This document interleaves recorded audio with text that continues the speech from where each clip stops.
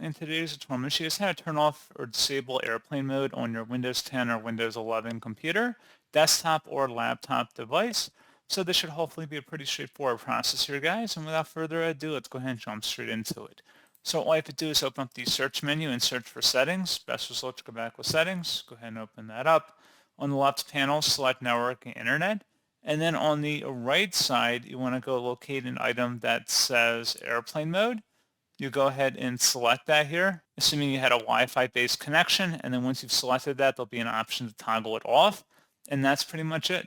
So as always, thank you guys for watching this brief tutorial. Do hope that was able to help you out, and I do look forward to catching you all in the next tutorial. Goodbye.